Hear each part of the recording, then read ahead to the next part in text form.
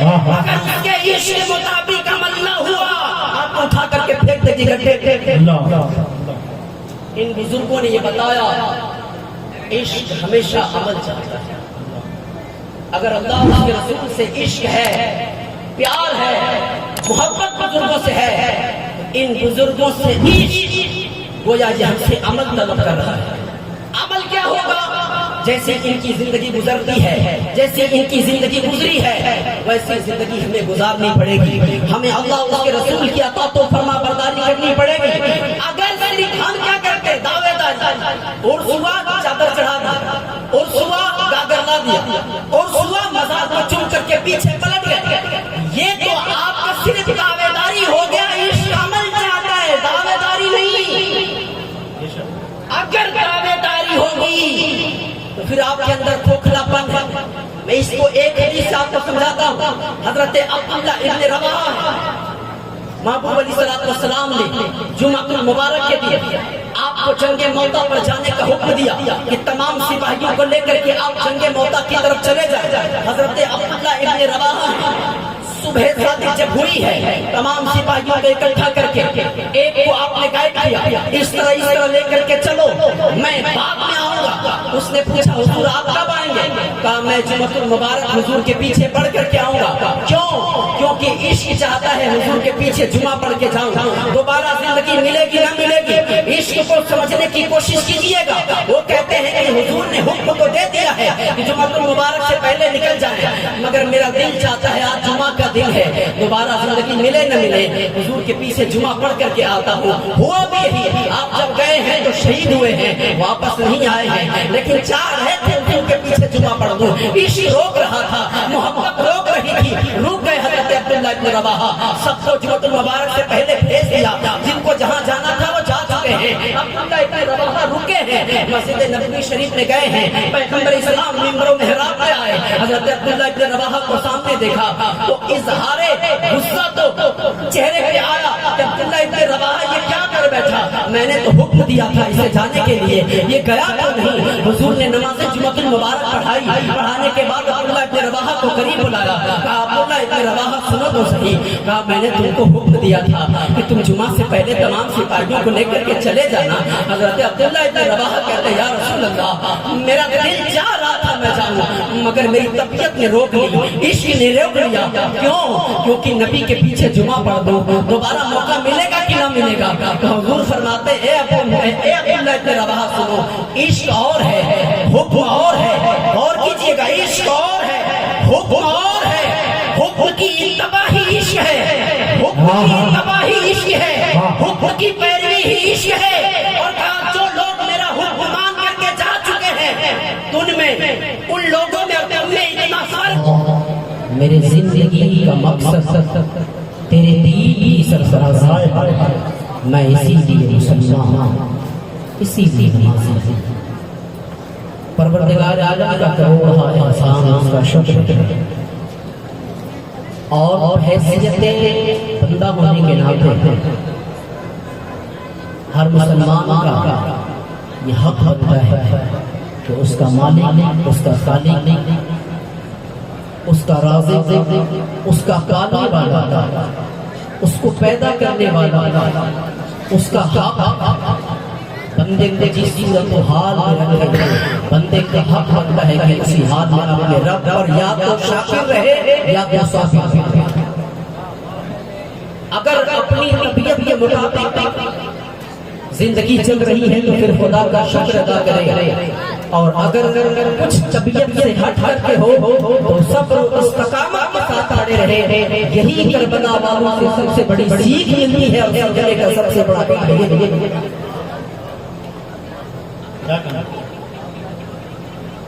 پروردگار عالم نے ارشاد فرمایا لئن شکرتم لازیدنکم ولئن کفرتم ان عذابی لشدید۔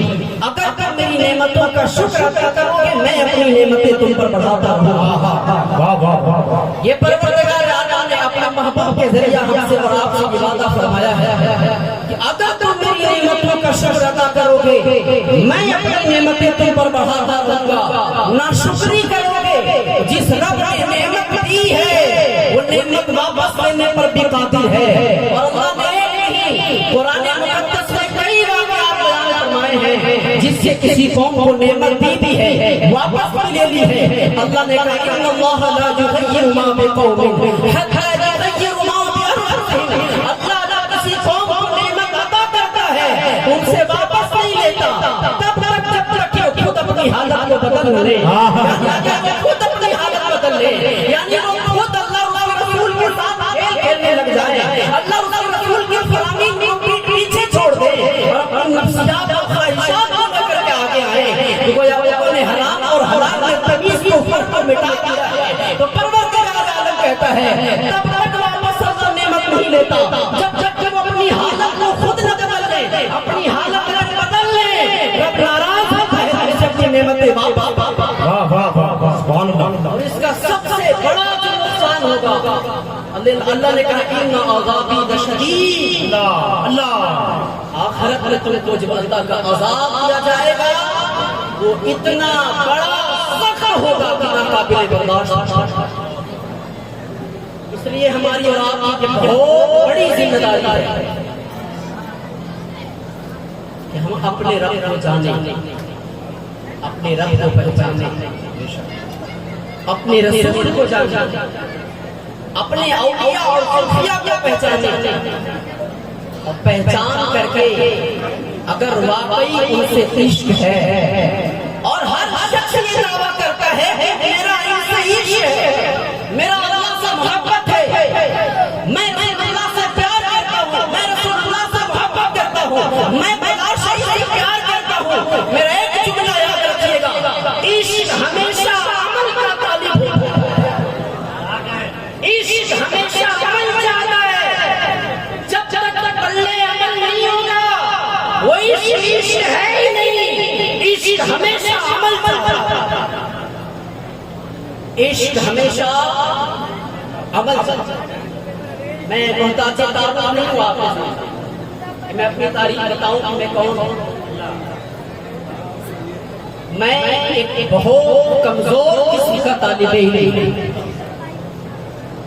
عالم بھی نہیں, ایک بہت لاغر اور کمزور قسم کا طالب علم ہوں.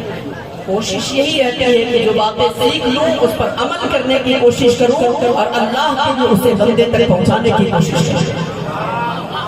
اس لیے کہ جس عمل کا دار و مدار دنیا ہوتا ہے, قرآن مقدس میں پروردگار عالم نے فرمایا جو بندہ کوئی عمل کرے اگر اس سے دنیا چاہتا ہے تو اسے دنیا عطا ہو جائے گی مگر آخرت میں کوئی ثواب نہیں ملے گا. اگر وہ عمل اللہ کی رضا اور اس کی خوشنودی کے لیے کی تو تیرا پیدا کرنے والا دنیاوی اور اخروی دونوں خزانوں کا مالک ہے. اگر وہ راضی ہو گیا تو دنیا بھی حاصل ہو جائے گی. سبحان اللہ. ہرگز منزل نہ اگر پیغمبر کے خلاف چلو گے زندگی بھر چلتے رہ جاؤ گے منزل مقصود تک نہیں پہنچ. کیا کریں منزل مقصود تک پہنچنے کے لیے ضروری ہے کہ ہم اللہ اور اس کے رسول کی اطاعت و فرما برداری کریں اور عمل کو عمل صالح رکھنے کے لیے ضروری ہے کہ جب بھی کوئی عمل کیا جائے تو عمل اللہ کی رضا اور اس کی خوشنودی کے لیے ہو. دوسرا نبی کے سنت کے مطابق ہو, نبی کے تعلیم کے مطابق ہو. ان دونوں میں سے کسی سے بھی ہٹے گا تو عمل صالح نہیں ہے. یعنی نبی کے سنت کے مطابق کی مگر اللہ کی رضا مقصود نہ ہو تب بھی عمل صالح نہیں ہے. اللہ کی رضا کے لیے کی نبی کے سنت کے خلاف کیا تب بھی عمل صالح نہیں. عمل صالح ہونے کے لیے ضروری ہے کہ وہ عمل نبی کے تعلیم اور ان کی سنت کے مطابق ہو. دوسرا یہ کہ وہ اللہ کی رضا اس کی خوشنودی. اس لیے چاہے وہ کوئی سا بھی پروگرام, آپ کا جلسہ ہو, آپ کا جلوس ہو, بزرگوں کا عرس ہو, باتیں سمجھ میں آ جائے خود سے سیکھ سکتے ہیں تو سیکھ لیں, نہیں سیکھ سکتے وہ عرس کرنے سے پہلے وہ پروگرام کرنے سے پہلے ہمیں اور آپ کو ضروری ہے کہ کم از کم کسی عالم کے پاس بیٹھ کر کے سیکھ لیں کہ یہ پروگرام ہوگا کیسے. یا نہ سمجھ میں آئے چند سوالات ڈال کر کے مفتیان کرام تک پہنچا دیں کہ کسی بزرگ کا ہم عرس کرنا چاہتے ہیں, ہم کس طرح طرح کہیں، وہ جو داغ لگا کر کے آپ کو اجازت دیں اس کے مطابق کر لیں، یا آپ کی زندگی سنورنے کا موقع ہے، ورنہ بحیثیت ذمہ دار ہونے کے ناطے جتنی بھی بیچ میں گناہیں ہوں گی آپ قیامت کے دن پھنسو گے۔ آج کا تغمہ آپ کو بہت خوشی دے رہا ہے کہ ہم صدر ہیں، ہم سیکرٹری ہیں، ہم اس ملک کے ذمہ دار ہیں، لیکن اس کی خرافاتیں جس دن سب پہ آئیں گی، میں واقعی آپ سے کہتا ہوں اس دن آپ کو پچھتانا پڑے گا، اس دن آپ کو پلٹنا پڑے گا اپنے رب کی طرف کہ کاش کہ میں نے اپنی زندگی میں، جبکہ پروردگار عالم نے قرآن مجید میں ارشاد فرمایا کہ بندہ میدان محشر کے دن ایک سے افسوس کرے گا، وہ افسوس یہ ہوگا کہ کاش کہ میں نے اللہ اور اس کے رسول کی اطاعت و فرما برداری کی ہوتی تو آج ہمارا ٹھکانہ جہنم کی طرف نہ ہوتا، بلکہ ہم بھی اہدنا الصراط المستقیم کے زمرے میں شامل ہوتے۔ پھر وہ کہے گا کہ کاش کہ اس میدان محشر میں کوئی ایک بہانہ ایسا بن جاتا کہ ہمیں پھر سے دنیا میں بھیج دیا جاتا، وعدہ کر کے جا رہے ہیں کبھی دوبارہ گناہ نہیں کریں گے، کبھی دوبارہ شریعت کے خلاف کوئی کام نہیں کریں گے، لیکن وہ اللہ کے محبوب کہتے ہیں وہ صرف خواہش بن کر کے خواہش رہ جائے گی، وہ خواہش پوری ہونے والی نہیں ہے۔ اس لیے میرے بھائی میں آپ کو سمجھانا چاہوں گا کہ ہم اور آپ اپنے بزرگوں کو سمجھیں، اپنے اسلام کو سمجھنے کی کوشش کریں۔ آج ایک انسان کے لیے ضروری ہے کہ ہمارے لیے علم ہونا ضروری ہے، جب تک ہمارے پاس علم نہیں ہوگا ہماری زندگی اچھے ڈھنگ کی راہوں پہ سنور نہیں سکتی ہے۔ ابھی میرے یہاں جمعۃ المبارک میں ترغیباً کچھ لوگوں نے دلایا، یہ ٹاپک میں نے اسٹارٹ کرنے کی کوشش ابھی کی ہے، وہ یہ ایک انسان کو جو ہے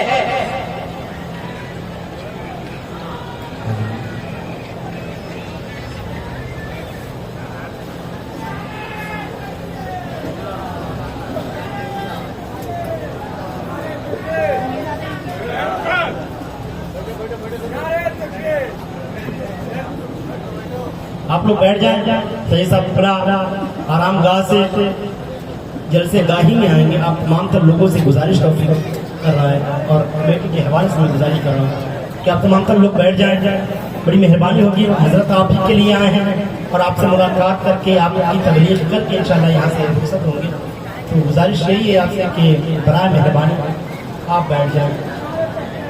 بیٹھ جائیں تو گئے ہیں انشاءاللہ عزیز آئیں گے تو دل پاک پاہیں اللہم صلی وسلم مبارک علی سیدنا محمد اور ذات آپ کی عطیہ دین یا رسول اللہ صلی اللہ علیہ وسلم۔ تو میں بتا رہا تھا کہ اس ٹاپک کو میں نے شروع کرنے کی کوشش کی ہے کہ ایک انسان کے لیے نارمل سی زندگی اس کی ہر اعتبار سے، دنیا کے اعتبار سے، دین کے اعتبار سے بھی اس دور میں بہترین زندگی گزرنے کے لیے کتنا علم کا اس کے پاس ہونا ضروری ہے۔ کیا وہ حافظ ہونا ضروری اس کے لیے ہے یا عالم ہونا اس کے لیے ضروری ہے؟ ہو جائے تو سونے پہ سہاگا ہے، اگر نہ ہو تو کم از کم کتنا اس کے پاس علم ہونا ضروری ہے جس سے اس سے بہترین زندگی گزر سکے۔ میں اس ذکر پہ لگا کہ کم از کم ایک انسان کی بہترین زندگی گزرنے کے لیے کم از کم 3 قسم کا علم ہونا ضروری ہے۔ پہلا علم العقائد، عقیدے کے تعلق سے علم ہونا ضروری ہے کہ ہم نے رب رسول کو اپنا مانا تو کس حد تک کیا کچھ عقائد اور نظریات کے تعلق سے باتیں ہیں وہ ضروری ہے۔ اور یہ سب سے بہترین سیکھنے کا جلسہ جلوس سے بہتر جو ہے میں سمجھتا ہوں کہ ایک جمعۃ المبارک کا ایک گھڑی ہے جہاں سے پبلک آسانی کے ساتھ ہر جمعۃ المبارک میں پہنچتی ہے اور وہاں سے اسے سکھانے کی کوشش کی جا سکتی ہے۔ ایک علم العقائد کہ آپ کے عقائد اور نظریات کیسے ہونے چاہیے۔ دوسرا یہ کہ علم شرعیہ اور عملیہ، یعنی اتنا شریعت کا علم ہونا جو آپ کی زندگی کے عمل سے تعلق رکھتی ہے، یعنی آپ کا کھانا، اٹھنا، بیٹھنا، شادی، بیاہ، نماز، روزہ، فرائض و واجبات، ان چیزوں کا علم ہونا آپ کے لیے ضروری ہے۔ ایک علم العقائد، دوسرا علم شرعیہ عملیہ جو کہ آپ کے عمل سے تعلق رکھتا ہے۔ کپڑا کیسے پاک ہوگا، کپڑا کیسے ناپاک ہوگا، ہوا تو پھر کیسے پاک کریں گے۔ ہمارے ہاں پاک کپڑا، صاف کپڑا، सब एक में मिला करके भिगो दिया जाता है, या तो वॉशिंग मशीन में डाल करके सब नापाक कर दिया जाता है। अगर उसको सही से पाक न किया जाए तो वक्त के जनाब नमाजी साहब भी नापाक कपड़े पहन करके मस्जिद पहुंच जाएंगे। इसलिए हमारे लिए जरूरी ये है इल्मुल अकाइद, पहली चीज। दूसरा चीज है इल्म शरइया अमलिया, जो कि हमारे अमल से ताल्लुक रखती है। दूसरा चीज दो हो गया। तीसरे चीज की जो सख्त जरूरत आज के दौर में, हालांकि और चीजों की जरूरत है, लेकिन इन तीन चीजों की सख्ती के साथ जरूरत है। एक ये हमारी जिंदगी गुजर रही है, हम अल्लाह के बंदे हैं, ये हक है कि हम अल्लाह के बंदे हैं, हम अल्लाह के अता को फरमाबरदारी करें, हमारा हक है। मगर बहैसियत इंसान होने के नाते कभी हमसे गुनाह हो जाएगा, कभी बड़ा गुनाह होगा तो कभी छोटा गुनाह हो सकता है।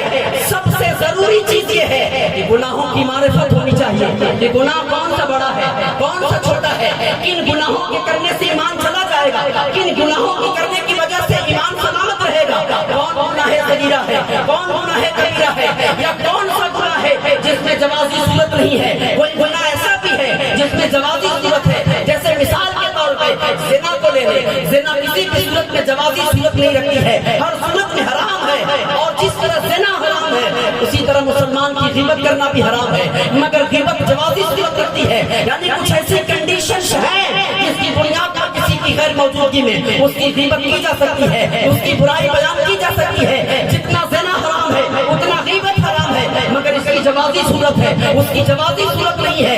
इसलिए एक मुसलमान के लिए बहुत जरूरी चीज ये है वो इल्मुल अकाइद सीखे, दूसरा इल्म शरइया और अमलिया सीखे, तीसरा गुनाहों की मारिफत। मैं एक आपको बात बताता हूँ, जिन बुजुर्गों की सोहबत में हम और आप आज यहाँ उर्स में बैठे हैं, इन लोगों ने प्रैक्टिकल इसको सीखा है, प्रैक्टिकल इस पर अमल किया है। अमल करते ही करते अल्लाह ने इनके लिए हिकमत के दरवाजे खोले, जहाँ से जिसको हम कहते हैं इनको हकीकत में खुदा हासिल हुआ।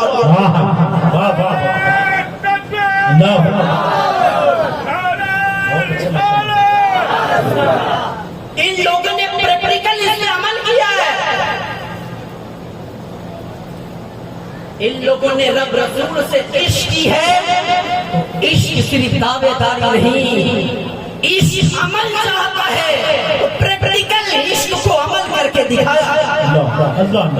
इश्क हमेशा अमल चाहता है, चाहे वो दुनियावी इश्क हो या आपका अल्लाह उसके रसूल औलिया सूफिया सालिहीन से दीनी इश्क हो, कोई भी इश्क हो, इश्क हमेशा अमल चाहता है। मैं मिसाल के तौर पर बता दूं, अगर आपको किसी से दुनियादार से मोहब्बत हो जाए, दोस्त से मोहब्बत हो जाए, अगर दोस्त चौराहे पे फोन करके अगर पुकार दे आपको, तो अब आपका ये इश्क अमल चाहता है।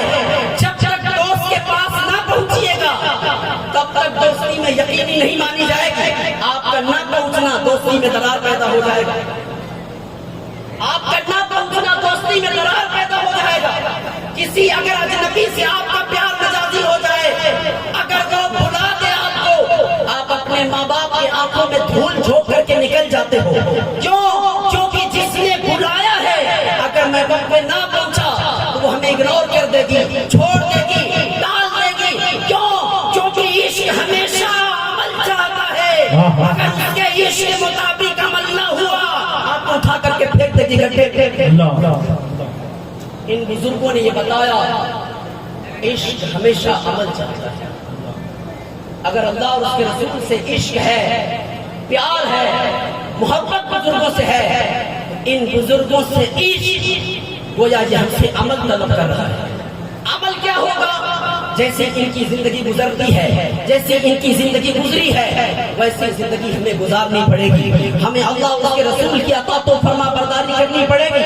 अगर सिर्फ हम क्या करते, दावेदारी, और सुबह चादर चढ़ा दी, और सुबह गागर ला दिया, और सुबह मज़ार को चुम करके पीछे पलट गए, ये तो आपका सिर्फ दावेदारी हो गया। इश्क अमल चाहता है, दावेदारी नहीं। अगर दावेदारी होगी तो फिर आपके अंदर खोखलापन है। मैं इसको एक हदीस से आपको समझाता हूँ। हजरत अब्दुल्ला इब्न रवाहा महबूब अलैहिस्सलाम ने जुमातुल मुबारक के दिन आपको जंगे मौता पर जाने का हुक्म दिया कि तमाम सिपाहियों کو لے کر کے آپ جنگ موتا کی طرف چلے جائیں. حضرت عبداللہ ابن رواحہ صبح صادق جب ہوئی ہے تمام سپاہیوں کو اکٹھا کر کے ایک کو آپ نے گائیڈ کیا, اس طرح لے کر کے چلو, میں بعد میں آؤں گا. اس نے پوچھا حضور آپ کب آئیں گے؟ کہا میں جمعۃ المبارک حضور کے پیچھے پڑھ کر کے آؤں گا. کیوں؟ کیونکہ عشق چاہتا ہے حضور کے پیچھے جمعہ پڑھ کے جاؤں. دوبارہ زندگی ملے گی نہ ملے گی, عشق کو سمجھنے کی کوشش کیجیے گا. وہ کہتے ہیں کہ حضور نے حکم تو دے دیا ہے کہ جمعۃ المبارک سے پہلے نکل جائیں, مگر میرا دل چاہتا ہے آج جمعہ کا دن ہے, دوبارہ زندگی ملے نہ ملے حضور کے پیچھے جمعہ پڑھ کر کے آتا ہوں. ہوا بھی یہی, آپ جب گئے ہیں تو شہید ہوئے ہیں, واپس نہیں آئے ہیں, لیکن چاہ رہے تھے حضور کے پیچھے جمعہ پڑھ دوں. عشق روک رہا تھا, محبت روک رہی تھی, رک گئے حضرت عبداللہ ابن رواحہ. سب کو جمعۃ المبارک سے پہلے بھیج دیا, جن کو جہاں جانا تھا وہ جا چکے ہیں. عبداللہ ابن رواحہ رکے ہیں, مسجد نبوی شریف میں گئے ہیں. پیغمبر اسلام منبر و محراب میں آئے, حضرت عبداللہ ابن رواحہ کو سامنے دیکھا تو اظہار غصہ تو چہرے پہ آیا. عبداللہ ابن رواحہ یہ کیا کر بیٹھا؟ میں نے تو حکم دیا تھا اسے جانے کے لیے, یہ گیا تو نہیں. حضور نے نماز جمعۃ المبارک پڑھائی, پڑھانے کے بعد عبداللہ ابن رواحہ کو قریب بلایا. کہا عبداللہ ابن رواحہ سنو تو صحیح. کہا میں نے تم کو حکم دیا تھا کہ تم جمعہ سے پہلے تمام سپاہیوں کو لے کر کے چلے جانا. حضرت عبداللہ ابن رواحہ کہتے یا رسول اللہ میرا دل چاہ رہا تھا میں جاؤں, مگر میری طبیعت نے روک لی, عشق نے روک لیا. کیوں؟ کیونکہ نبی کے پیچھے جمعہ پڑھ دو, دوبارہ موقع ملے گا کہ نہ ملے گا. حضور فرماتے اے عبداللہ ابن رواحہ سنو, عشق اور ہے, حکم اور ہے. اور کیجئے گا, عشق اور ہے, حکم اور ہے.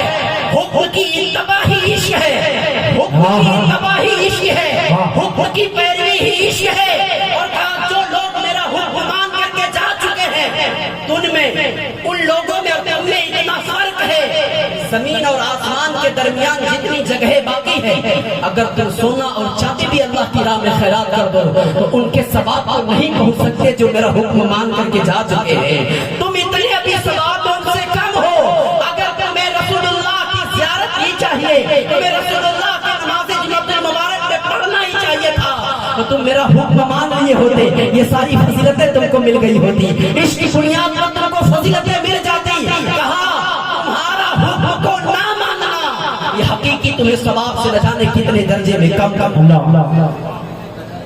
تم کو درجے میں کم کر دیا. کا عشق جو ہے ہمیشہ عمل چاہتا ہے, حکم کی اتباع ہی دراصل جو ہے عشق کا. اب آپ اور ہم اپنے آپ کو ٹٹولیں, یہاں پہ اپنے آپ کو رکھ کے سنبھالیں اور اپنے آپ کو دیکھیں کہ ہمارا عشق کتنا ہے اور اس عشق کے مد مقابل ہمارا عمل کتنا ہے. چونکہ عشق ہمیشہ عمل چاہتا ہے. جب تک آپ کا عمل نہیں ہوگا, شریعت کی پیروی نہیں ہوگی, تب تک تو آپ کو عشق کی حقیقت نہیں حاصل ہوگی. مثال کے طور پہ اگر آپ کو دودھ, آپ کو گھی چاہیے, دیسی گھی, دیسی گھی کے لیے شرط ہے دودھ کا ہونا. دودھ ہوگا, دودھ سے دہی جمے گا, دہی کو پھر آپ خوب جد و جہاد کریں گے, اس کے ساتھ خوب اس کے ساتھ جد و جہاد جب کریں گے, ماٹھا خود بخود الگ ہو جائے گا, گھی خود بخود الگ ہو جائے گا. اسی طرح عشق ہے, عشق ہمیشہ عمل چاہتا ہے. عمل جو ہے اللہ کہتا ہے ان الذین قالوا ربنا اللہ ثم استقاموا, اگر اللہ کو اپنا مانا تو صرف ماننا ضروری نہیں, ثم استقاموا, جب جاؤ کہ میرا رب ہے, جب اس پر جم جاؤ گے تب اللہ کہتا ہے تتنزل علیہم الملائکہ, تب اللہ کے فرشتے کہیں گے ہم تیرے دوست ہیں, دنیا میں بھی اور آخرت میں بھی ہم تیرے دوست ہیں, ہم تیرے ساتھی ہیں, تو غم نہ کر, تو جو ہے پریشان نہ ہو, اس جنت کی خوشیاں منا جس کا تم سے وعدہ کیا گیا ہے. نحن اولیاؤکم فی الحیات الدنیا وفی الآخرہ, ہم ہی تیرے دوست ہیں دنیا اور آخرت میں. اور جس کے دوست فرشتے بن جائیں نہ اس کا کوئی دنیا میں بگاڑ سکتا ہے, اور وہ پھر مخربی تو کامیابی کے منزل پر پائی. نعرہ تکبیر, نعرہ رسالت, عرص مقدس, علماء اہل سنت. اس لیے میرے ساتھی عشق جو ہے ہمیشہ عمل چاہتا ہے. اگر آپ کو بہترین ان کا محب بننا ہے, ان کا عاشق بننا ہے تو پھر ان کا عشق جو ہے آپ سے مطالبہ کرے گا کہ آپ عمل چاہو. جب عمل چاہو گے دنیا کو آپ کو عاشق کہنے کی ضرورت نہیں پڑے گی. گویا شریعت پر عمل کرنا ہمارے لیے اتنا ضروری ہے جیسے گھی کے لیے دودھ کا ہونا شرط ہے، اسی لیے کسی اللہ کے محبوب بندے کا ہونا اس کے لیے شریعت ہونا شرط ہے. وہ شریعت پر عمل پیرا ہوگا. جب شریعت پر جم جائے گا تو شریعت پر جم کر کے پھر وہ جو ہے جد و جہد کرے گا. جب جد و جہد کرتے کرتے اللہ اس سے راضی ہو جائے گا، وہ خود جو ہے گھی کی طرح نکھرتا ہوا نظر آئے گا. اللہ کا محبوب، اللہ کا محبوب اور چہیتا بندہ بندہ ہو جائے. اس لیے کوئی بھی عقل مند شخص بھینس اس لیے نہیں پالتا کہ اسے گوبر چڑھ جائے. بھینس اس لیے پالتا ہے کہ اسے دودھ چڑھ جائے. اس لیے کسی بھی عمل سے کبھی یہ بدگمان ہونے کا شکار نہ بنیے گا کہ کسی بھی عمل سے ہمیں دنیا چاہیے. ہمیں ہر عمل سے آخرت چاہیے اور رب کی رضا. اگر ہمارا آخرت پر نگاہ ہوگا، رب کی رضا پر نگاہ ہوگی. اگر آخرت بن گئی، رب راضی ہو گیا تو پھر دنیا بھی مل جائے گی، آخرت بھی مل جائے گی. اگر صرف دنیا کے تابعدار رہے یا صرف دنیا کے طلبگار رہے تو پھر یاد رکھیے گا تباہی اور بربادی جو ہے ہمارے قدموں تک آئے گا. اس لیے ہمارے لیے ضروری ہے اگر ان سے ہمیں عشق ہے، عشق جو ہے ہمیشہ عمل. اب ہمارے لیے ضروری ہے اپنے زندگی کے ہر طور کو دیکھیں، اپنے ہر حرام کو دیکھیں. میں یقین دلاتا ہوں آپ کہ الحمدللہ بہادرپور کی سرزمین پر مجھے وہ پیار ملا ہے جس طرح ایک جوائنٹ فیملی کو، جوائنٹ فیملیوں میں بھائی کو پیار ملنا چاہیے، جس طرح باپ کی موجودگی میں بیٹے ہوں بیٹوں کو پیار ملنا چاہیے، اس طرح الحمدللہ مجھے ہر طرح سے یہاں پیار اور محبت ملا. اور آپ کہتے بھی ہم آپ سے محبت کرتے ہیں اور یقین جانیے گا میں آپ سے بھی محبت کرتا ہوں. ضروری نہیں ہے کہ محبت کا اظہار کیا جائے، ضروری نہیں ہے کہ محبت کو دکھایا جائے. تڑپ تڑپ کے اگر کوئی بندہ اپنے رب سے آپ کے لیے دعا کرے، اس دعا کی آپ کی خبر نہ ہو. حضرت علی کہتے ہیں یہی حقیقی عشق، یہی حقیقی عشق ہے کہ اگر کوئی نمازوں کے بعد تڑپ کر کے آپ کے لیے کوئی سلامتی کی دعائیں کر رہا ہے، آپ کو اس بات کی خبر بھی نہ ہو، یہی حقیقی پیار ہے. تو پیار کا اظہار ضروری نہیں ہے، سمجھنے والا سمجھ میں جاتا ہے کون مجھ سے کتنا پیار کرتا ہے، کتنا محبت کرتا ہے. اس لیے میں آپ سے محبت کرتا ہوں. اگر آپ مجھ سے بھی محبت کرتے ہیں تو محبت ہمیشہ عمل چاہتا ہے، عشق ہمیشہ عمل چاہتا ہے، اور وہ عمل آپ کو ہر پہلو پہ لانا پڑا. گزشتہ سال اسی دن عرس کا پروگرام ہوا تھا، میں آپ کے سامنے موجود نہ تھا، اس کی وضاحت کر دوں. اور اب اس سال بھی آنے کی ایک مجبوری ہوگی، آنے کا دل نہیں، مجبوری. مجبوری کیا ہے کہ محلے کے افراد اور کمیٹی کے ذمہ داران شخصوں کی مولانا حسین صاحب کو ترغیب دلائی کہ ان کا نام دیتے ہیں، ان کو بلائیں. میں نے اسرار کو قبول کر لیا، چونکہ وہ میری بات کو مانی نہیں رہتے تو میں نے اسرار کو ان کے قبول کر لیا. گزشتہ سال کیا تھا، ویس کے ذمہ پروگرام تھا، میں نے اسے ڈانٹ کر کے کہا تھا کہ میرا نام نہ لینا، چونکہ جب میرا نام نہیں ہوگا نہ میں جاؤں گا تو میں پکڑا نہیں جاؤں گا. چونکہ عام پبلک یہی سوچے گی کہ فلانے کا نام ہے، فلانے آئے نہیں، انہوں نے دھوکہ دیا. اب کی بار نام تھا، مجبوری یہی ہوئی کہ نام میں چند لوگوں کو بات کر کے تو بتا سکتا ہوں، اگر سب کو بدگمانی سے کیسے بچا سکتا ہوں.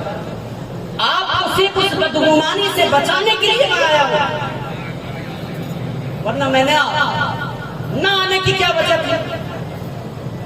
نہ آنے کی وجہ یہ ہے کہ آپ سے میں محبت کرتا ہوں اور محبت ہمیشہ عمل چاہتا ہے، محبت ہمیشہ عشق جو ہے ہمیشہ عمل چاہتا ہے. ایسا نہیں ہے کہ میں گزشتہ سال آپ کے اس پروگرام میں سویا تھا، میں اس پردے کو اٹھانا نہیں چاہتا. پوری رات میں جگا تھا, پوری رات میں کئی بار دوسرے دن والے پروگرام میں رویا تھا. کبھی دعائیں کرتا تھا تو کبھی لیٹتا تھا, تو کبھی جو ہے face book per on line چلتا تھا, تو کبھی دیکھ لیتا تھا کون کون شخص دکھتا تھا میرے نظروں کے سامنے, اسے دیکھ دیکھ کر کے افسوس کر کر کے روتا تھا. اتنی محنت و مشقت کرنے کے باوجود تقریباً میں یہاں پہ 6 سال 6 مہینہ, چونکہ 6 سال 5 مہینہ میں تھا. بقرعید باسی کو میری بدائی ہوئی, رمضان میں پھر واپس آیا. ٹوٹل 6 سال 6 مہینے کی موجودگی میں آپ کو اس بڑے گناہ سے, کل والے گناہ سے میں نہ بچا سکا. میں نے سوچا ایک پروگرام میں جانے سے میرا کیا ہوا. میں اسی بنیاد پر روتا تھا, آپ کے لیے آہیں بھرتا تھا کہ ان کا کیا ہو. میں اس پر روتا تھا کہ میرے مالک, تیرا رسول, تیری شریعت, تیرا ہو سب کچھ لوگوں کے سامنے ہے, لوگوں کو عمل کرنے میں کیا ہوگا. میں نے تھوڑے نہیں کئی جمعہ لگا کے وَمِنَ النَّاسِ مَنْ يَشْتَرِي لَهْوَ الْحَدِيثِ کے ضمن میں آپ کو مکمل باتیں بتائی تھی, جس میں منصور چچا گویا گواہ ہو گئے. انہوں نے بات میں جا کر کے بنارس مجھے تصدیق کی تھی کہ عالموں سے پوچھا بھی کہ میرے امام نے ایسا ایسا بولا, کو کیا کیا جائے. کہا سب ضرورت نہیں کرتے, اگر اس نے کہا ہے تو اب کہا ہے, پھر وہ بھی سلنڈر ہے. میں اس بنیاد پر آپ سے پریشان ہوں کہ جو ہے شریعت ہمارے سامنے, اللہ کے رسول کا قانون ہمارے سامنے. یہی وجہ تھی کہ پیغمبر اسلام صلی اللہ علیہ وسلم نے آپ سے 1400 سال پہلے صحابہ سے کہا تھا کہ میرے صحابہ, ایک دور ایسا آئے گا کہ میری امت تباہی کے منزل پر کھڑا ہوگی اور وہ تباہ ہو جائے گی, اسے کوئی چیز بچا بھی نہیں سکتی. بن توبہ کے اگر طلب کر کے نہ آئے تو وہ تباہی کے منزل پر جا کر کے پڑ جائے گا. یا رسول اللہ, وہ کون سی چیز ہے, وہ کون سی چیز ہے جو آپ کی امت کو تباہ کر کے رکھ دے گی. حضور نے فرمایا تھا ان کے اندر اس زمانے میں 2 گناہ عروج پر پڑے. یا رسول اللہ کیا؟ کہا ایک تو لوگ اپنی شریعت کے ہونے کے باوجود لوگ اپنی خواہشات کی پیروی کریں گے, دوسرا یہ کہ لوگ نماز کو عام طور سے ضائع کریں گے. اتنا کہا تو صحابہ نے تعجباً حضور سے پہلے پوچھا تھا, یا رسول اللہ کیا مسلمان ہونے کے باوجود کوئی نماز کو ضائع کرے گا؟ مسلمان ہونے کے باوجود, ایمان ہونے کے باوجود. کہا ہاں, اور اس طرح لوگ ضائع کریں گے کہ اسے گناہ سمجھنا بھی چھوڑ دیں گے. کیا وہ دور ہمارے سامنے نہیں ہے؟ کہا وہ پیریڈ ہمارے سامنے نہیں ہے؟ ہم نمازوں کو عام طور سے ضائع کر دیتے ہیں, جبکہ پیغمبر اسلام نے فرمایا عملی میدان میں کائنات میں سب سے بہترین چیز اللہ کی نماز اور اس کا ذکر. یہاں تک پیغمبر اسلام نے فرمایا میرے صحابہ میں تمہیں ایسی بات نہ بتا دوں جو کائنات میں سب سے افضل ہے. حضور نے یہاں تک فرمایا کہ وہ سونا اور چاندی خیرات کرنے سے بہتر ہے. صحابہ کہتے یا رسول اللہ وہ کون سا عمل ہے؟ حضور نے کہا وہ سونا اور چاندی خیرات کرنے ہی سے صرف بہتر نہیں ہے, اگر کبھی فی سبیل اللہ اسلام کے نام پر جنگ کرنا ہو جائے, جنگ میں جاؤ, دشمن کو قتل کر دو, واپس پلٹ آؤ گے تو غازی کہلاؤ گے, دشمن تمہیں قتل کر دے گا تو شہید کہلاؤ گے, یہ اس سے بھی بہتر عمل ہے. صحابہ کہتے ہیں رسول اللہ وہ کون سا عمل ہے؟ حضور فرماتے ہیں وہ اللہ کی نماز اور اس کا ذکر ہے. وہ اللہ کی نماز اور اس کا ذکر ہے. ہم بے باک ہو چکے ہیں اور یہ زندگی اسی کے پہلو نکلتا جا رہا ہے. میں اس کی کوئی پرواہ نہیں. پیغمبر اسلام نے جب کہا لوگ اپنی خواہشات کی پیروی کریں گے دوسرا گناہ یہ ہوگا. صحابہ نے پوچھا یا رسول اللہ کیا شریعت نہیں ہوگی اس وقت؟ تو کہا شریعت بھی ہوگی, قرآن و حدیث دلیل کے طور پر موجود ہوگے, لیکن لوگوں کے دل اتنے کالے ہو چکے ہوں گے, سمجھانے والا سمجھتے سمجھتے تھک جائے گا, گناہ کرنے والا گناہ کرتا ہی رہے گا اور وہ تباہی کے منزل میں جا کر کے گر پڑے گا. کیا وہ آج دور نہیں ہے؟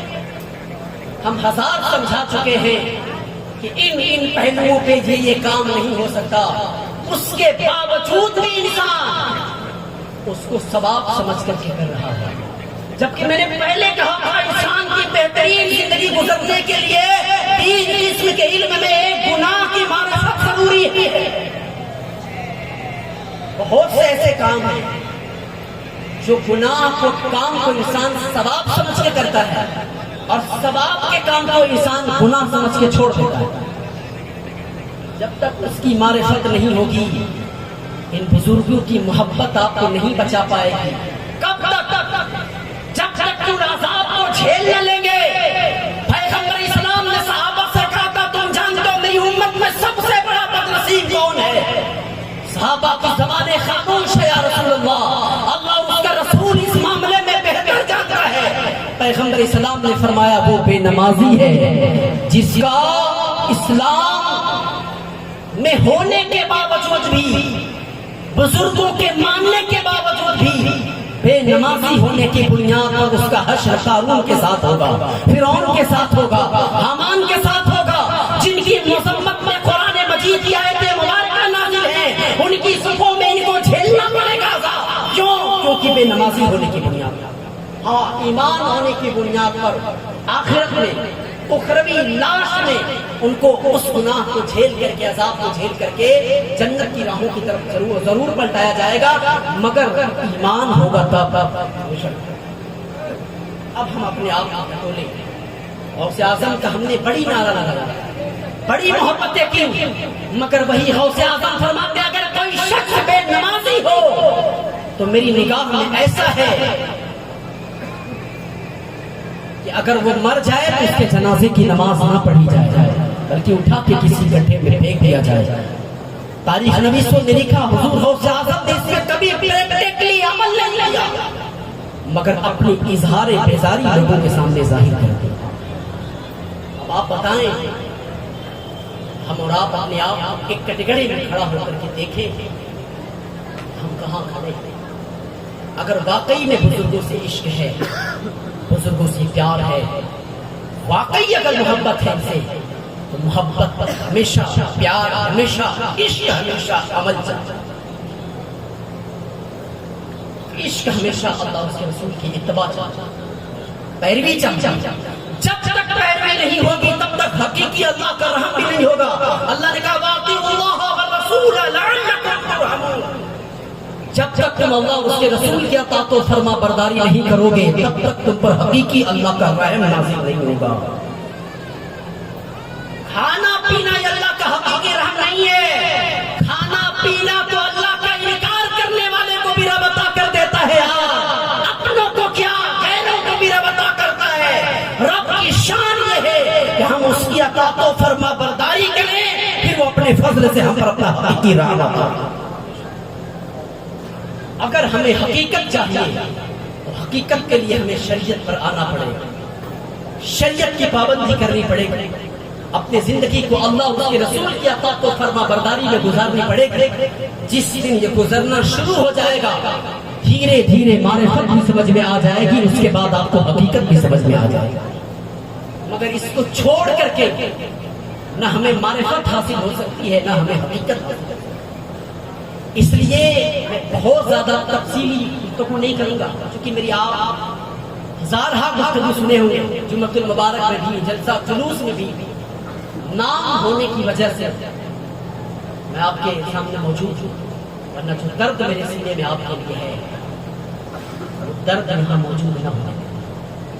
کیوں؟ کیونکہ بارہا آپ سے کہا گیا، بارہا آپ سے باتیں کہی گئی، پریکٹیکل میں کوشش کی گئی کہ اس کو ختم کیا جائے، تو چونکہ ایک بندہ راضی ہوتا ہے نا کہ اس کو ختم کیا جائے تو 4 بندے کھڑے ہوتے ہیں، کوئی چندہ نہیں دے گا تو ہمیں رب نے دولت دی۔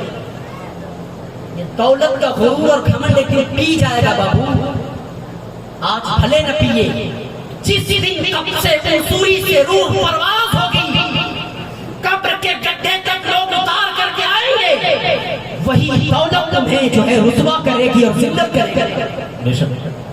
ایک بندہ کھڑا ہوتا ہے کہ ہمیں یہ کام بند کرنا ہے، 4 بندے پھر سے کھڑے ہوتے ہیں ہمیں یہ کام شروع کرنا ہے۔ ایک کمیٹی، ایک تنظیم کوشش کرتی ہے بند کر دی جائے، کمیٹی کا خاتمہ کر کے دوسری کمیٹی تیار ہوتی ہے کہ اس کام کو اچھے ڈھنگ سے کیا جائے۔ مولانا کا کام ہے کہنا، کہا کر کے پیچھے پلٹے، ہمارا کام ہے ناچنا، ہمارا کام ہے چگل بندی کرنا، فیس بک پر لکھ دیا جاتا ہے ان بزرگوں کے نام کے ساتھ کہ ہم کو اس پروگرام میں چگل بندی کرنے کا موقع ملا ہے، ناچنے کا موقع ملا ہے، شوق ناچنے کا ہے، تو بزرگوں کے نام پہ بدنام نہ کر دیجیے۔ ناچنا ہے تو اپنے گھر جا کر کے ناچ، ناچنا ہے تو اپنے دروازے پہ ناچ، ان بزرگوں کو نام لے کر کے سیدھے سادے سمپل سے مسلمان کو بہکنے کا ذریعہ نہ بنا۔ کیوں؟ کیونکہ آج میرا سادہ سا مسلمان غیر مقلدین کے یا غیر عقائد کے بہکاوے میں صرف اس لیے آتا ہے وہ ان چیزوں کو دکھا دکھا کر کے اسے ٹارچر کرتے ہیں۔ دیکھیے سنیت ہے، دیکھیے مزار ہے، دیکھیے بزرگوں کا پیغام ہے، دیکھ لے یہ چادر، لے گا کر، لے چمنا، لے اٹھا پٹک، کیا یہ اللہ کی وحدانیت ہے؟ کیا یہ شریعت پیغام دیتی ہے؟ اب سادہ سمپل سا مسلمان کرتا کیا ہے؟ اب اس کی بات میں آ جاتا ہے، ہاں یار یہ بات تو درست نہیں ہے، یہ بات تو صحیح نہیں ہے، اب اس کے چکر میں اس کی بات کو سننے لگتا ہے، سنتے سنتے اس کی صحبت اس کے پاس اتنی کارگر ثابت ہوتی ہے کہ اس کے ایمان کو لے لیتا ہے۔ آج اس بکواس شخص کے فیس بک پہ نہ جانے کتنے ایسے اور یوٹیوب پر ایسے بکواس آدمی بیٹھے ہیں جو اتنے اچھے ڈھنگ سے اپنی بات کو کہتے ہیں کہ ان کی بات میں نے کئی لوگوں سے گفتگو کر کے دیکھا، بات پہلے اثر نہیں کرتی، اس کا انداز پہلے اثر کر جاتا ہے۔ وہ کہتے ہیں اس کا انداز دل کو بھا جاتا ہے، دل کو بھاتا ہے تو اس کے انداز کو سنتے سنتے ہم اپنی طبیعت اور نیت اور اپنا ایمان میں بدل رہے ہیں۔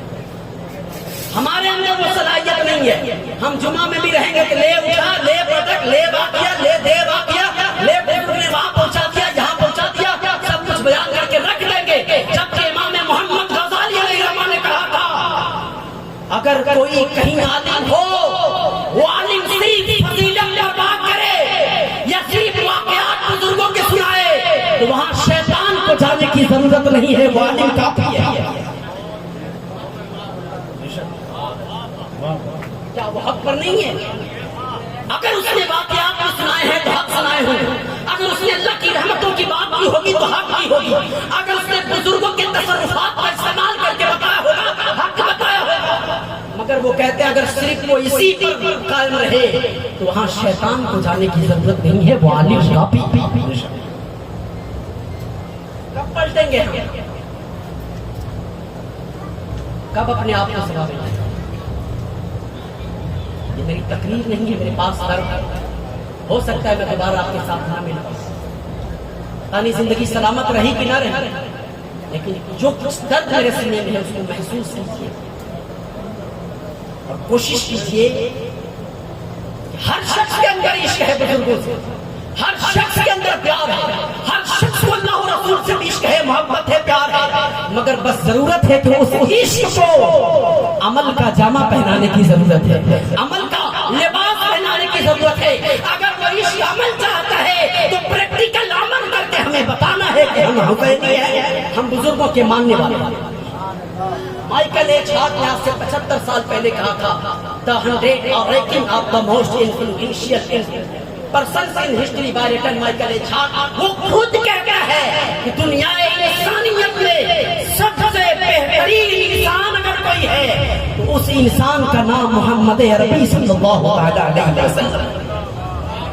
بس اس محمد کا قانون، ان کا رسول، ان کا ضابطہ، ان کا سدھانت، ان کی تھیوری اگر لوگوں پر لاگو کر دیا جائے تو پوری دنیا میں اسلام ہوگا اور امن و شانتی پھیل کر کے رہے گا۔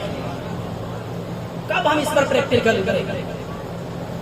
کب اپنے آپ کو یہاں اتارنے کی کوشش کریں گے؟ اس لیے میرے بھائی باتیں اگر کہنے کو کہی جائے تو بہت ساری کہی جا سکتی ہے، 1 بجنے کے قریب ہے، سید عادل میاں صاحب آ چکے ہیں، آپ نے میرا بارہا بیان سنا ہے، میرا درد یہی ہے بس اس عشق کو عمل کی دنیا میں لانا ہے، پریکٹیکل اپنے آپ کو اتار دینا ہے۔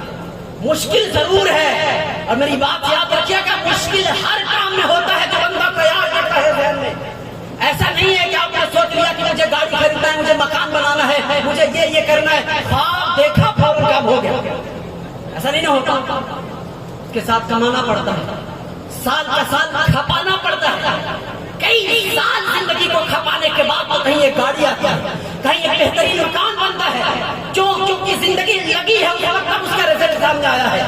اسی طرح عمل جو ہے, عشق جو ہے ہمارے دلوں میں ہے, بس اس کو محنت کرنے کی ضرورت ہے, عمل کی دنیا میں لانے کی ضرورت ہے. وہ خود بخود ہمارے جب اندر آ جائے گی تو ہمارا خود بخود اللہ کا کے ساتھ رشتہ مضبوط ہے. اس لیے جو میں نے سورۃ الانعام کی آیت مبارکہ پڑھی تھی, وَمِنَ النَّاسِ مَن يَشْتَرِي اللَّهْوَ الْحَدِيثَ, صرف ایک بات اس پہ کر کے آپ کو جاؤں گا, وہ یہ کہ یہ آیت کریمہ جو ہے وہ موسیقی کی حرمت کے بارے میں نازل ہے. موسیقی میں آپ بہت ساری چیزیں آئیں ہیں, جیسے ڈھول لے لیں, تاشا لے لیں, باجا لے لیں. میں الحمدللہ بڑا خوش ہوتا ہوں اپنے خورشید ہاشمی بھائی سے. میری کئی بار اس کو دیکھ کر کے آنکھوں میں نم ہوئی, آنکھوں میں آنسو آئے. چلو کم از کم میری موجودگی میں سے, چونکہ میں بہت لوگوں سے تانے بھی سنا تھا اس کے ساتھ رہنے میں, لیکن جب میں نے اس کے ذہن کو سمجھا تھا تو میں نے سمجھ لیا تھا کہ کسی کے ساتھ محنت کرنے میں کوئی محنت رنگ لاتی ہے, چھوڑ دینے میں نہیں. الحمدللہ وہ محنت آج رنگ لائی تو اس نے اپنے چہرے کو بھی سنت کے مطابق بنانے کی کوشش کی, اور جو مجھ سے کہا تھا کہ آپ دعائیں کیجیے گا, انشاءاللہ وہ دن آئے گا کہ میں اس حرام کام کو, کاروبار کو چھوڑ کر کے جائز دنیا میں ضرور پلٹوں گا. ایک سال بھی نہیں گزرا اس سے قبل ہی وہ جائز دنیا میں پلٹ چکا ہے. اللہ اسے دن دونی رات چوگنی ترقی عطا فرمائے. میں کہہ رہا تھا کہ یہ آیت مبارکہ موسیقی کے حرمت کے بارے میں نازل ہوئی. ابھی وہ کون نظر تھے, اسماعیلی صاحب, رضی اسماعیلی صاحب. شروع سے جب انہوں نے شعر شروع کیا, اتنا انہوں نے بہترین شعر سمجھا کہ میں غریب یہ علم کا وہ بھی میں صحیح سے نہ سمجھ سکا. میں سوچ رہا تھا یار یہ شاعر جو ہے کھڑے ہو کر کے اتنا سمپل سا سیدھا جملوں میں بغیر کسی کھینچتان کے یہ بندہ آرام سے شعر پڑھ رہا ہے, پبلک سن رہی ہے. کیا پبلک کو اتنی صلاحیت ہے کہ پبلک ان کے شعر سے اپنے فائدے کی بات کو حاصل کر سکتی ہے, اس سے مسائل نکال سکتی ہے, اس کے واقعات نکال سکتی ہے, اور اس سے کچھ اپنے آپ کو استفادہ حاصل کر سکتی ہے؟ تو میں سوچ رہا تھا کہ جب میں خود نہیں حاصل کر پا رہا ہوں تو پبلک کہاں سے حاصل کر پائے گی. تو میں سوچنے لگا کہ یار جب یہ سیدھا پڑھ رہے ہیں تو ان سے نہ میں حاصل کر پا رہا ہوں نہ پبلک کو مشکل حاصل کوئی کر پائے الا ماشاءاللہ. تو کل جو اتنی ڈھول اور تاشا کی موجودگی میں شعر پڑھے جا رہے ہوں گے, کل جو اتنی ہلے اور گلے میں شعر پڑھے جا رہے ہوں گے, کل جو ہے ڈھول اور تاشوں کی نارنگیوں میں جو شعر پڑھے جا رہے ہوں گے, مسلمان کیسے اس کو سن کر کے اپنے فائدے کی بات حاصل کر سکتا ہے, اس سے کیسے مسائل نکال سکتا ہے. اس شعر کا مطلب کیا ہے کہ سن کر کے انسان اس سے بھی اپنا فائدہ حاصل کرے, اس شعر سے بھی اپنے آپ کو فائدہ حاصل کرے, اپنی زندگی کو سنوار. کیسے حاصل کر سکتا ہے؟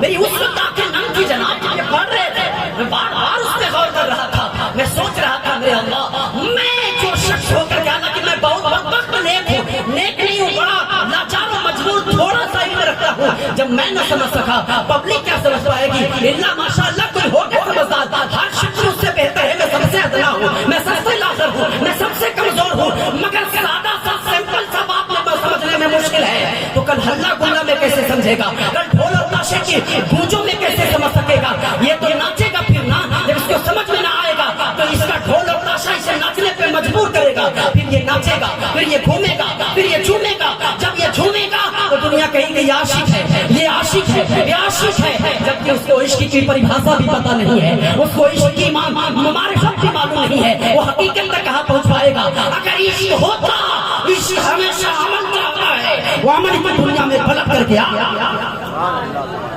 عشق ہوتا تو عشق ہمیشہ عمل چاہتا ہے. بس اپنی اس بات کے ساتھ ختم کرتا ہوں. بات کر رہا تھا کہ یہ موسیقی کی حرمت کے بارے میں حضرت عبداللہ ابن مسعود ہیں, حضرت عبداللہ ابن عمر ہے، دیگر صحابہ ہیں جو میری جمعہ میں گفتگو سنے ہوں گے، وہ مکمل اس ٹاپک پر بات سنیں گے. میں صرف ایک بات آپ کو، وہ کہتے ہیں کہ یہ موسیقی کی حرمت کے بارے میں صاف طور پہ آیت مبارکہ نازل ہوئی.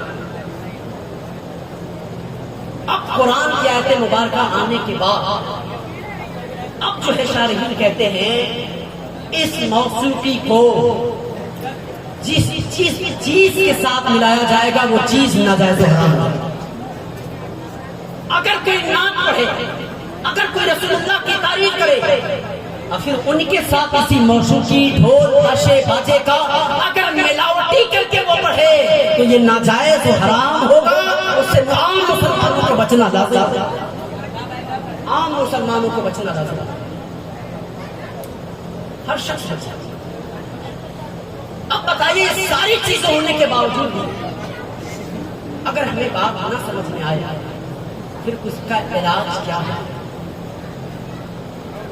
کیا اس کا علاج ہے؟ اس میں ہماری پبلک بھی قصور ہے، قصوروار ہے.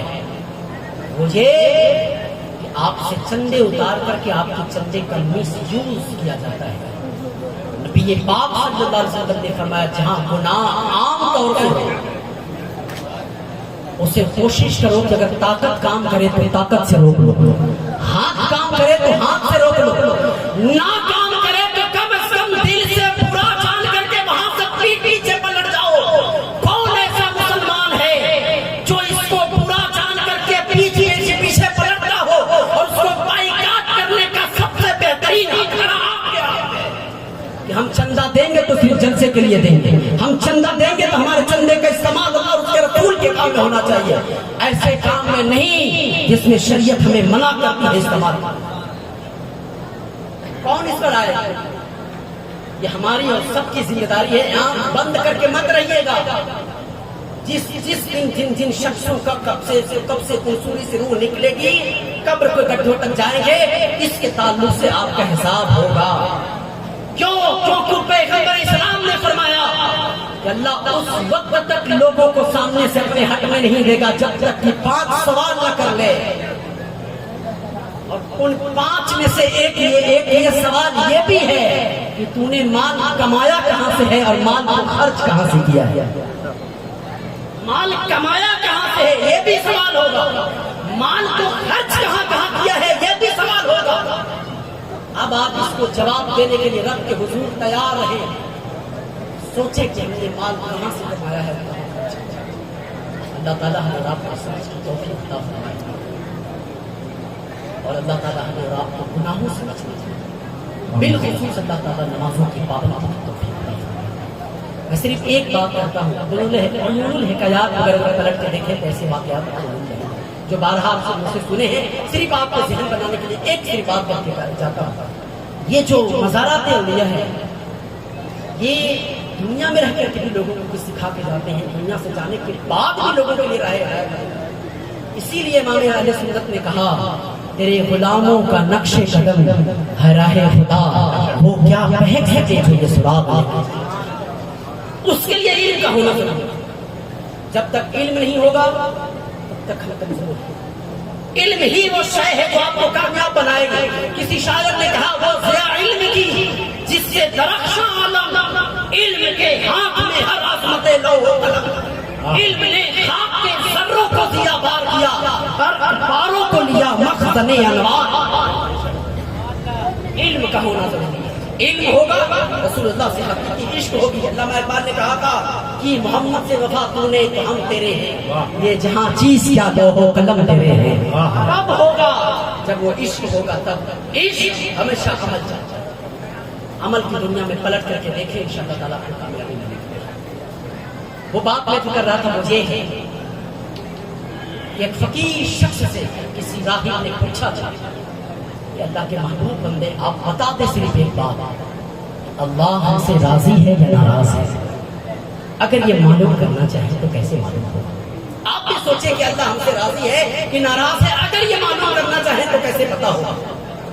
اس پیارے محبوب بندے اللہ کے انہوں نے کہا کہ درجے بڑے ہیں بابو، تیرے کامیابی کے لیے ایک ہی کافی ہے. کہا بابا وہ کیا؟ کہا اگر تم سے اللہ اپنا کام لے رہا ہے سمجھ لے اللہ تم سے راضی ہے. اگر اپنا کام نہیں لے رہا ہے تو سمجھ لے حقیقتاً اللہ تم سے ناراض ہے. تو کہا بابا میں بات نہ سمجھ سکا. تو کہا تو تیرا لباس بتا رہا ہے کہ اچھے گھر کا ہے, کھاتا پیتا بھی اچھا ہوگا. کہا ہاں. تو کہا اللہ کی یہ رضا سبب نہیں, یہ راضی ہونے کا سبب نہیں ہے. رب تو اپنے منکروں کو بھی کھانا دیتا ہے, منکروں کو بھی لباس دیتا ہے. جنہوں نے رب کا انکار کیا انہیں بھی دولت عطا کرتا ہے. دولت کا ہونا, لباس کا ہونا, کھانا پینا یہ رب کے راضی ہونے کا سبب نہیں.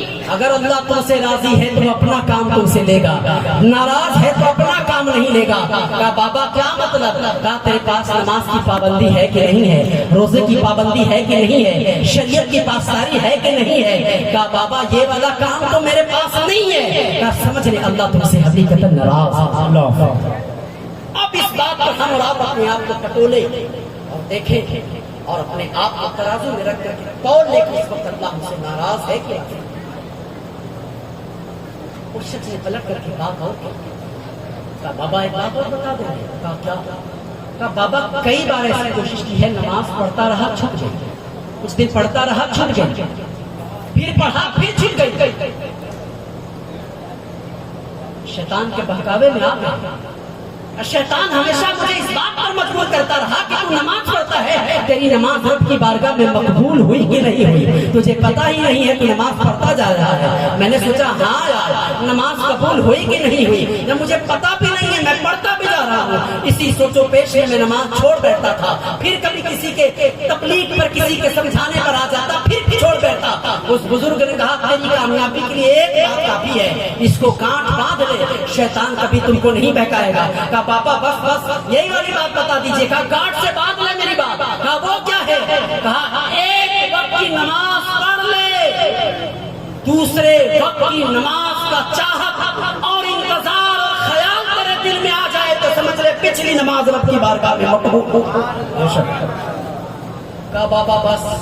کہا ہاں تو نماز پڑھنے کے بعد کام میں چلا جا, کاروبار میں چلا جا, کام کرتا رہا, کام کرتا رہا, پاور لوٹ چلاتا رہا, دکان پہ بیٹھا رہا, مگر اگر وہ کام تجھے بار بار یہ احساس دلاتا ہو کہ ظہر کا وقت ہوا کہ نہیں ہوا کو جماعت چھوٹ گئی تو کہیں قضا نہ ہونے پائے, قضا ہونے کا وقت کب تک ہے, اگر تیرے یہ انتظار اور خیال تیرے دل میں آ گیا تو سمجھ لے پچھلی نماز تیری رب کی بارگاہ میں مقبول ہو چکی ہے. یہی تیرے لیے کامیابی کی زمان. اب اس پہ ہم کھڑا ہوتے ہیں. ایک وقت کی نماز پڑھے دل میں تہیا رکھ لیں, دوسرے وقت کا ہمیں پڑھنے کا چاہت, انتظار, عشق, خیال اور جنون ہونا چاہیے کہ دوسرا وقت قضا نہ ہونے پائے, چھوٹنے نہ پائے. جماعت چھوٹ گئی کوئی بات نہیں ہے, جہاں ہے وہیں پہ وضو کر کے 4 رکعت رب کی رضا کے لیے نماز پڑھ دیں گے. یہ پڑھنا پچھلی نماز کی قبولیت کی ضمانت بن جائے گی انشاءاللہ. اللہ تعالیٰ ہمیں آپ کو سمجھ کی توفیق عطا فرمائے. گھڑی کے اس وقت 1:04 ہو رہے ہیں. اگر پھر بھی اگر کسی کا دل میری وجہ سے دکھا ہوا تو میرا دکھانا مقصد نہیں ہے. کبھی بھی میں یہ گفتگو کی ہے, میں اس بات پر مطمئن رہا ہوں کہ میرا کسی بھی شخص کا دل دکھانا مقصد نہیں ہے. کبھی انداز بیان اگر سخت جملوں کے ساتھ میں نکلا ہوگا مقصد یہی ہے کہ آپ سوچنے پہ, چونکہ انسان کبھی کبھی سمپل باتوں میں نہیں مانتا, کبھی کبھی سختی باتوں پہ کیا جاتا ہے تو سوچنے پہ مجبور ہوتا ہے کہ شخص نے سخت باتیں کیوں کی, یا تو اس سے بائیکاٹ کیا جائے, یا تو اس کی بات کو سنی جائے, یا تو اپنے آپ کو سدھار لیا جائے. انسان سدھارنے کی کوشش کرتا ہے تو میرا کبھی بھی مقصد تکلیف دینا نہیں, ہمیشہ آپ کو دین کی طرف اور بہتری کی طرف لانا مقصد. حضور کے پاس صحابہ جاتے, کبھی کوئی ابو بکر کے بارے میں بات کرتا تو کوئی عمر کے انداز بیان کے بارے میں بات کرتا تو حضور مسکراتے اور ارشاد فرماتے عمر کا بھی بیان, ابو بکر کا بھی بیان, انداز الگ ہے, مقصد راہ خدا تک لے کے جانا ہے. انداز الگ الگ ضرور ہے, بات گفتار الگ الگ انداز کی ضرور ہے, مگر مقصد ایک ہے, وہ اللہ تک پہنچانا ہے. بات دونوں کی قبول کیا کرو, کامیاب. اللہ میرا آپ کو سمجھ کی توفیق عطا فرمائے. السلام